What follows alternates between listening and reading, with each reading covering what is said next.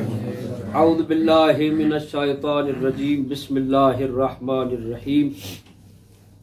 अल्हम्दुलिल्लाहिल्लज़ी नव्वरा कुलूबना बिविलायतिल अली व शरह सुदूरना बिमारिफतिल अली व अमला कुलूबना बिज़िक्रिल अली व अबका उयूनना फी गम्मिल अली। अस्सलातु वस्सलामु अला सय्यदिल अली व अब्बिल अली व उम्मिल अली व ज़ौजतिल अली व अबनाइल अली व बनातिल अली व अंसारिल अली व अस्हाबिल अली व शियतिल अली व लअनतु अला आदाए अली। अम्मा बअदु फ़क़त क़ाल इलाहु अली फ़ी शान अली।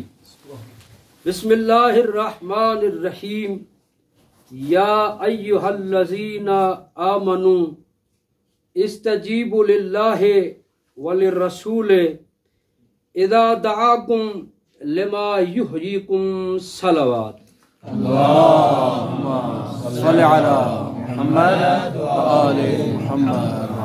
अज़ीज़ान मोहतरम सामीन हज़रात, उलमा इकराम और ज़ायरीन इमाम रज़ा अलैहिस्सलातु वस्सलाम, ये मजलिस ईसाल सवाब की है। बिलखुसूस एक सैयद ज़ादा मरहूम सैयद यासिर अब्बास नकवी के ईसाल सवाब की मजलिस, जो मौला के मद्ह खान थे, पीश खान थे, मरसिया खान थे, और जिनकी हाज़री और जिनकी नौकरी ज़िंदगी में करते रहे, उन मौला से जाकर मिले माशाअल्लाह।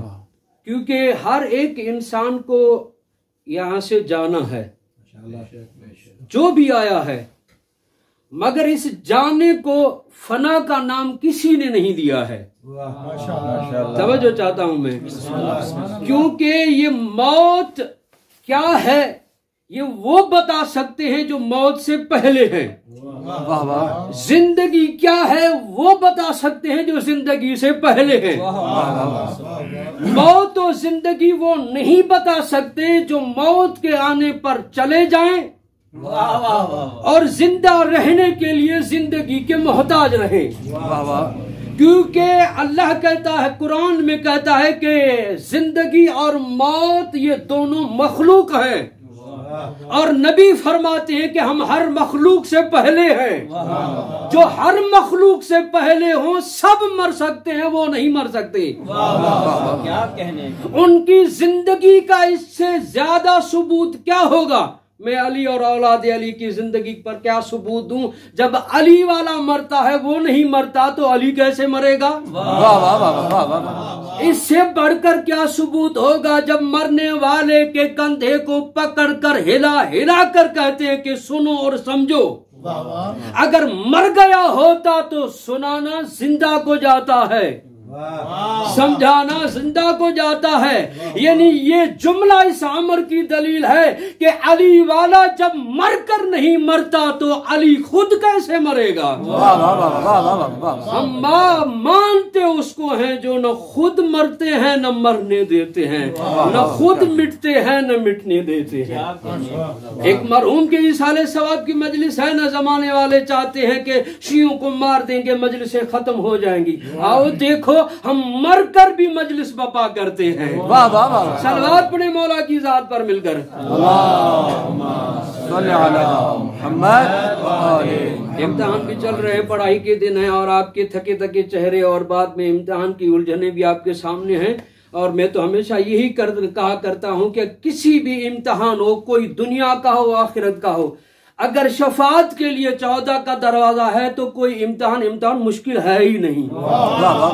चाहे दुनिया का इम्तिहान हो। मैं अर्ज कर रहा था कि इंसान मरने के लिए पैदा नहीं हुआ है। माशाअल्लाह। क्यों मेरे मौला मुश्किल कुशा अली इब्न अबी तालिब ने फरमाया है कि अल्लाह ने इंसान को खल्क किया है बका के लिए। माशाअल्लाह। इंसान खल्क हुआ है बका के लिए। किसी ने सवाल किया, मौला आपने फरमाया है कि इंसान बका के लिए खल्क हुआ है, तो मरते हुए हम लोग देख रहे हैं। हमने जनाजे उठाए हैं, आपने कैसे फरमाया है? मेरे मौला ने फरमाया तू समझा ही नहीं है, ये मरना मरना नहीं है, ये जहान को तब्दील करना है। मौला फिर भी समझ में नहीं आया। मौला ने फरमाया आलम मलकूत से लेकर आलम नासू तक तेरे आलम तब्दील हुए हैं, तुझे इंतकाल हुआ है, मौत नहीं आई। वाह वाह वाह। इसीलिए इंसान ये आलम तब्दील करता है, मरता नहीं है, क्योंकि अल्लाह ने इंसान को बका के लिए खल्क किया है। और इंसान अगर बाकी रहना चाहता है तो हर इंसान में कमाल पसंदी है। अगर बाकी रहना चाहता है तो ऐसे के साथ तवस्सुल करे जो खुद भी बाकी है। मिलकर सलवात पढ़े मौला की जात पर। अल्लाहुम्मा सल्ली अला मुहम्मद व आले मुहम्मद। देखिए कुरान में मौत के लिए 3 लफ्ज इस्तेमाल हुए हैं। 3 लफ्ज इस्तेमाल हुए। मौत को कहा गया है कुल खाने की मजलिस में, कुल्लु नफ्सिन जायकातुल मौत। आप सुनते रहते हैं, हर नफ्स को मौत का जायका चखना है। एक लफ्ज है मौत, और इसमें भी कमाल है, हर नफ्स को मौत का जायका चखना है। अब जो चीज चखी जाती है उसका जायका बताया जाता है। किसी से पूछे मरने वाले से कि मौत चखी है तो जायका क्या है, कब बताएगा, मगर बता नहीं सकेगा। मैंने तमहीद में अर्ज किया है कि उनसे पूछते हैं जो मौत और जिंदगी से पहले हैं। मौला इमाम सादिक अलैहिस्सलातु वस्सलाम से सवाल किया गया। शेख सुदूक रहमान ने इस रवायत को लिखा और फरमाते हैं कि सवाल करने वाले ने सवाल किया, मौला मौत का जायका कैसा है? अब मौला ने उसके ज़र्फ को देखा। सवाल तो किया है, मगर जवाब अगर मौला अपनी मौलायत वाला देते तो सामने ऐसा ज़र्फ नहीं था। मौला ने उसके इल्म के मुताबिक मिसाल देकर समझाया। मौला ने फरमाया देखो, रात जब होती है, सोने जाते हो, जो चीज दिन में कसरत से खाई है, और जब सुबह उठते हो तो जो चीज ज्यादा खाई उसका जायका मुंह में रहता है। अगर कड़वी चीज खाई है वो शुगर वालों से पूछे, जब सोते हैं तो कड़वी दवाई खाकर सोते हैं, उठते हैं तो कड़वा जायका होता है। और काफी ऐसे नौजवान हाफजे के लिए दूध में शहद मिलाकर पीते हैं तो सुबह उठते हैं तो मुंह मीठा होता है। और इस तरह से बाकी जो चीजें हैं, पकोड़े वकोड़े खाने वाले, वो अपना तजर्बा खुद जानते हैं कि सुबह उठते हैं तो उनका मुंह कैसा होता है, नमकीन होता है। यानी जो चीज कसरत से खाई जाए, अगर रात को खा के सो जाए, सुबह उसका जायका वही होता है। मौला जो खा के सोता हूं जायका वही होता है। मौला खामोश हो, कहा मौला मैं नहीं समझा, मजीद समझाइए। मौला ने फरमाया जवाब तूने दिया है। जिंदगी अगर सही किरदार पर गुजारी है तो वो मौत का जायका मीठा बन जाता है, अगर किरदार गलत हो तो जायका कड़वा बन जाता है। वाह वाह वाह वाह वाह वाह वाह वाह वाह। अब चले मौत के जिक्र पर नारा लगना कोई ये और नहीं लगा सकता, नारा वही लगा सकता है जिसका मौला अली है।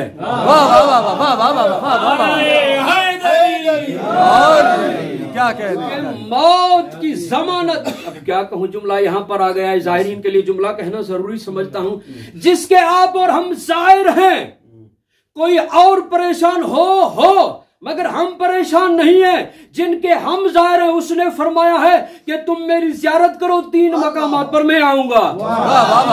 तो जमाने वालों ऐसे को मौला मानो जो कब्र में भी है, जो कब्र में भी आपके बुलाने पर आ जाए उसी को मौला मानो, उसको ना मानो जो मोहम्मद के कहने पर भी।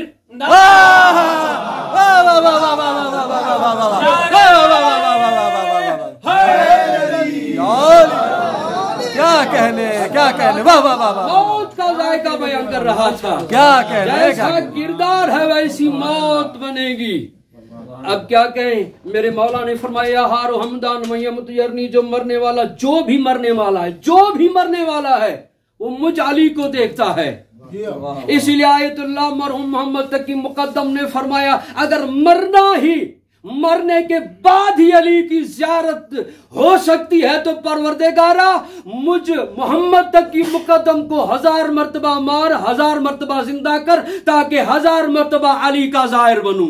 वाह वाह वाह वाह वाह वाह, अली का जाहिर बनूं। तो इसीलिए मौत तवज्जो चाहता हूं। जब मरने वाला मरता है, इमाम हसन अस्करी अलैहिस्सलातु वस्सलाम ने फरमाया, जो भी मरने वाला मरता है उसके पास 2 गुरोह आते हैं। एक हमारा गुरोह है मलाइका के साथ, एक है शैतान का गुरोह। शैतान का गुरोह आगे बढ़कर कहता है, इनका इनकार करो तो पानी पिलाऊं, वरना पानी नहीं है। शैतान का मिजाज है ही ऐसा, जो इनसे रोके का इनका इनकार करो तो पानी पिलाऊं। तवज्जो चाहता हूं, खुदा की कसम हर एक परेशान हो सकता है, जो प्यासे को रोने वाला है वो कभी परेशान नहीं होगा। मौला से सवाल किया गया, मौला ने ये फरमाया, किसी ने सवाल किया, मौला ये इतना लश्कर आता है, मरने वाला देखता है, हमें तो नजर नहीं आता। मौला ने फरमाया, नजर कैसे आएगा, तू हम में शक करता है। मौला समझाइए, हमें नजर क्यों नहीं आता, मरने वाला ये सब कुछ देख रहा है, अंबिया को देख रहा है, मलाइका को देख रहा है, और आपके जितने भी आबा वजदाद है उनके अरवाह को देख रहा है, इधर शैतान से गुफ्तगू कर रहा है, हमें तो देखने में नहीं आता। मौला ने फरमाया, क्या तुम एक ही कमरे में 4 बंदे या 5 या 10 अफराद हो, एक सो रहा है बाकी जाग रहे हैं, सोने वाला कभी कहां जा रहा है, कभी कहां जा रहा है, कभी किसी को देख रहा है, कभी किसी को देख रहा है, आप वहां मौजूद भी होते हैं और वो देख रहा होता है, आप नहीं देख रहे होते। कहा मौला इसी तरह से बिल्कुल होता है, वो नहीं देखते। कहा अल्लाह ने तो यही तुम्हें समझाने के लिए कहा है, जब तुम जिंदा रहकर जो कुछ देखते हो वो दाएं बाएं वाले नहीं देखते, तो मरने के वक्त ये कैसे देखेंगे। अच्छा ये हुआ, बस आखिरी 2-4 जुमले सुनिएगा। अच्छा, कब्र में मरने वाले से सवाल किए जाते हैं, बहुत सारी रवायात हैं, बहुत सारी रवायात हैं। इमाम बाकिर अलैहिस्सलातु वस्सलाम ने फरमाया 5 चीजों के बारे में सवाल किया जाएगा। कितने?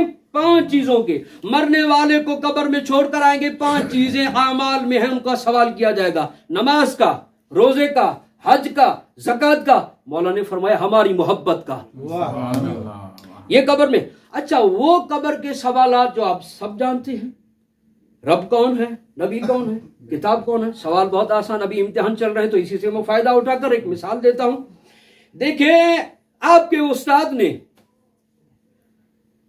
आपको इम्तिहान के लिए कहा कि आपने उलूम कुरान का इम्तिहान देना है, तफसीर मीज़ान में से फिलहाल सूरह का इम्तिहान देना है, मुशख्खस किया, और वो जो उस्ताद ने सवाल निकाले वो हो गए आउट, पेपर आउट हो गया। परेशानी हो जाएगी जामिअतुल मुस्तफा के मदारिस में, भाई जो सवाल लिखा था वो पेपर आउट हो गया है। होता क्या, उस पेपर को छुपा कर और सवाल मत्रह किए जाते हैं। ये तो हम जमाने वाले हैं, स्कूलों में, कॉलेजों में, यूनिवर्सिटी में, मदरसों में सवाल आउट हो जाएं तो बदले जाते हैं। वो कितना करीम है, जिंदगी देकर बताता है कि ये सवाल कब्र में पूछूंगा, जवाब लेकर आना। अल्लाह से ज्यादा करीम कौन होगा का इतनी बड़ी जिंदगी मैंने दी है, ये 5-7 सवाल इसी के जवाब लेकर आना। अच्छा, मौलाना को कहते हैं कि जदीद दौर है, ये सवाल जवाब लिखकर आप फोटो स्टेट करवा कर अपनी मस्जिद में रख देना, जो मर जाए उसके सामने सराहने रख देना, सीने पर रख देना। और मजे की बात यह है कि जो दफन करने वाला है वही बता रहा है कि कुछ लम्हों के बाद यही सवाल अगर पूछे तो ये बताना, अगर रब का पूछे तो वहदहू ला शरीक बताना, नबी का पूछे तो मोहम्मद रसूलुल्लाह बताना, किताब का पूछे तो कुरान बताना, किबले का पूछे तो काबा बताना, इमाम का पूछे तो अली बताना। बताया जाता नहीं बताया जाता। जैसे सुनना आसान है वैसे जवाब मुश्किल है, जाहिरन जबानी है, वहां जबान में मोहर लग जाएगा। ये जो सवाल किए गए हैं ये सवाल जबानी नहीं, 60 साल की जिंदगी गुजारी है, देखते मन रब्बों का, किसको परवरदिगार माना था। 60 साल की जिंदगी में देखेंगे कि वहदहू ला शरीक को रिज़्क़ का मालिक माना था या किसी और को। राज़िक़ किसको माना था, रिज़्क़ किससे तलब करता था, तवक्कुल किस पर करता था। अगर जितना जिंदगी में खुदा को रब माना है, जितना रब माना है उतना आपका सवाल अच्छा। अब उसी 60 साल जिंदगी 70 साल जिंदगी में मिलेगा कि अगर फिला सेठ ना होता भूखा मर जाता, फिला नौकरी ना होती भूखा मर जाता, जमीन ना होती मर जाता, ये ना होता मर जाता, वो ना होता मर जाता।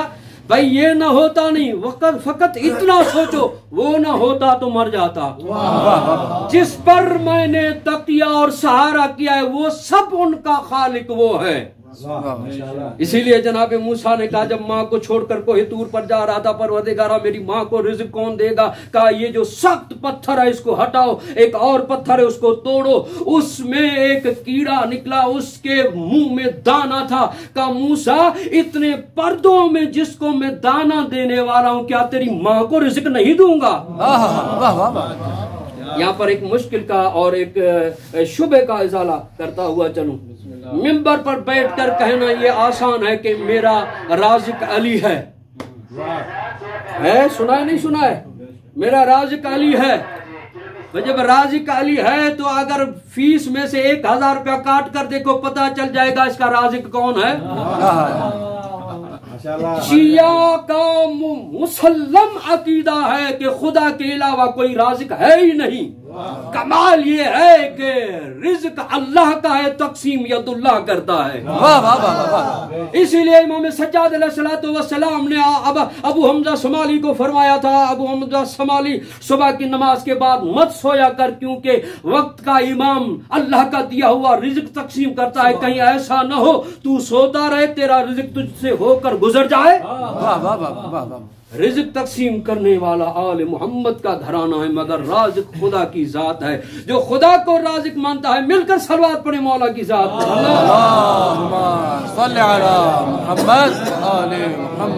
अच्छा तेरा नबी कौन है, इस पर ज्यादा रुकना नहीं चाहता।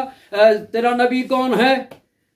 नबी तेरा कौन है? किससे दीन लिया, किससे ईमान लिया, किससे शरीयत ली, किससे तहजीब ली, कौन है? अगर नबी की तहजीब पर जिंदगी गुजारी है, नबी से क्या लिया?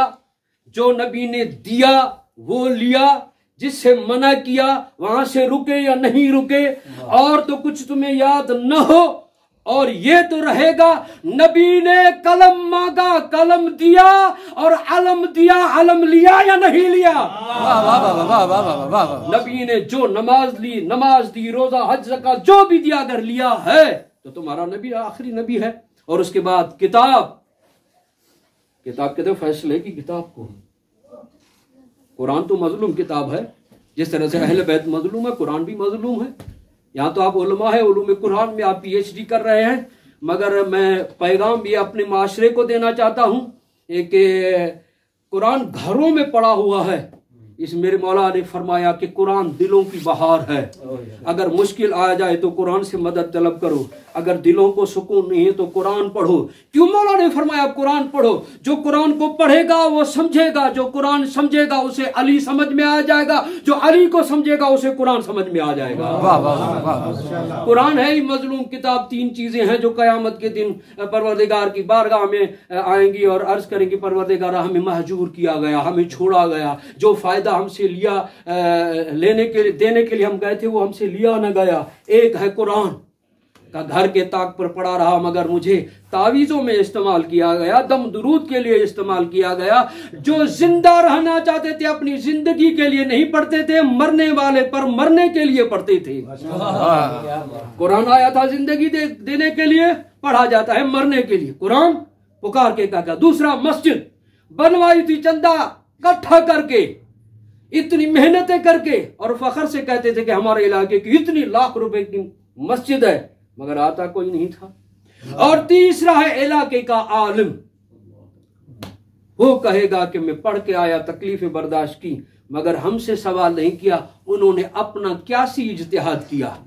आप माहौल अभी देख रहे हैं अपने माशरे का, कि माशरे में जो इस स्कूल में एक क्लास में 2 मरतबा फैल हुआ है, 5वीं क्लास में 5 मरतबा फैल हुआ है। ना अहल बनाकर उसको दुकान पर बिठाया गया है। वो बैठकर उलमाए नजफ और मुजतहिदीन पर तबसरे करता है कि इसने इस बात को नहीं समझा है, इसने इस रवायत को नहीं समझा है। अरे जो तुझे देख के कुरान समझ में और पढ़ने नहीं आता तो तुम इज्तिहाद पर उन मुजतहिदों पर जो 36-40 बरस जिन्होंने जहमत की है उन पर एतराज करता है। वाह, क्या ऐसी जुर्रत कोई दुनिया वाला दुनिया पर नहीं करता। कोई प्राइमरी का उस्ताद जाकर यूनिवर्सिटी वाले प्रोफेसर को कहे कि आपको यूनिवर्सिटी में कुछ नहीं आता, मुझे कुछ आता है, वहां ये दावा करके देखे तो फिर पता चल जाएगा इसकी इल्मियत का, हिकमत का और अकीदत का। तो इसलिए 3 चीजों को महजूर किया गया है। फिर अपने मकाम पर मैं आ जाऊं कि कुरान का और काबे का सवाल किया जाएगा और उसके बाद इमाम का सवाल किया जाएगा। मेरा इमाम कौन है?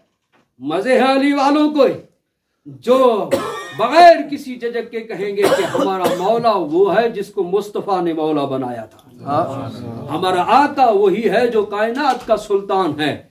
ये बताएगा तेरा दूसरा इमाम, मेरा दूसरा इमाम हसन है, तीसरा इमाम खुदा की कसम हुसैन मौला को रोने वाला। जैसे कहेगा ना मेरा तीसरा इमाम हुसैन है, बेसाख्ता आंसू आएंगे, रो के तड़प के कहेगा कि मेरा इमाम 3 दिन का प्यासा था। मेरा वो मजलूम इमाम है जिसके लाशे पर बहनों को रोने नहीं दिया गया। मौला की आवाजों पर रहम नाजिल फरमा। हज़रत हुसैन को रोने वाला रो के कहेगा मेरा इमाम हुसैन है। रवायत के जुमले मिलते हैं, एक आवाज आएगी दुखियारी माँ की, फरिश्तों इससे सवाल न करना, मेरे हुसैन को रोने वाला, मेरे मजलूम को रोने वाला है। हादर हुसैन वो गरीब है, हुसैन वो मजलूम है, अभी दुनिया में नहीं आया, इस पर माँ ने गिरिया किया। जिस तरह ने माँ ने गिरिया किया इस तरह से किसी ने गिरिया नहीं किया। सैयदो गैर सैयदो जुमला सुनेंगे। जनाब उम्मे सलमा कहती हैं नमाज फजर का टाइम था, मैंने देखा जनाब ज़हरा तक की बात नमाज फजर पढ़ रही थी, एक मर्तबा बीबी ने रोना शुरू कर दिया। मैंने सवाल किया बीबी रोती क्यों है? रो कर कहती है ये जो मेरे दुर्जे इस्मत में बेटा है वो रो के कहते हैं अम्मा मैं तेरा गरीब बेटा हूँ। अल्लाह अकबर। हाँ दादा बीबी कहती है मैंने कहा अम्मा, मैंने कहा बीबी चले आपके बाबा से पूछे। एक मर्तबा बीबी ने कहा ये इंतजार करो बाबा आएंगे मैं बताऊंगी। हज़रत बीबी ने कहा कि ज़ोहरा इनकी नमाज का वक्त था, बीबी वुजू कर रही थी। एक मर्तबा बीबी ने रो कर कहा हे उम्मे सलमा ये बच्चा कहता है या अम्मा हो नियतशान, अम्मा मैं तेरा प्यासा बेटा हूँ। हाँ दादा रो। अभी बीबी ने रो कर कहा चले अपने बाबा के पास उसको बताते हैं। कहा कि अभी शाम को बाबा आएंगे बताएंगे। आजादारो आप तालिब इल्म हैं, आलिम हैं, अरबी से खूब वाकिफ हैं। अभी नमाज मगरिब के बाद रवायत मिलती है बीबी को वो आवाज आई, बीबी इतना रोई कि हिचकियां बंद गई। बीबी उम्मे सलमा कहती है मैंने बीबी को संभाला, मैंने कहा कि बीबी इतना क्यों रो रही है? कहा उम्मे सलमा अजीब आवाज आई है, ये कोई माँ बर्दाश्त नहीं कर सकती। कहा क्या? कहा ये मेरा बेटा कहता या उम्मा हुआनी सोहकान, अम्मा मैं तेरा शौकान बेटा हूँ। इसका तर्जमा आप मैं आसानी से बता दूं। आप दारूखाने में जाए, वहां पर मेडिकल स्टोर पे कोई पाउडर वाली दवा ले, अरबी में लिखा होता है हाजा शोक, शोक उसको कहते हैं उसको इतना कूटा जाए, इतना जर्रे बना जाए जो पहचान से बाहर हो। हाजा दर मौला ने कहा अम्मा मैं तेरा शौकान बेटा हूँ। ये कोई नहीं समझा, ये वो बहन समझी जब भाई के लाशे पर आई, रोकर कहा ए हुसैन तू वही है। मौला आपकी आवाजों पर हमला फरमाए। शौकान कैसे बने हैं? हाज़ादर इब्ने कौलवे रवायत लिखता है, कहता है कि एक मर्तबा जनाब सैयदा ने इमाम हुसैन अलैहिस्सलाम को हाथों पर उठाया हुआ है। बीबी कहती है एक मर्तबा मेरे बाबा घर में दाखिल हुए, क्या किया? मेरे बेटे का रुखसार चुमा, रो रहे हैं।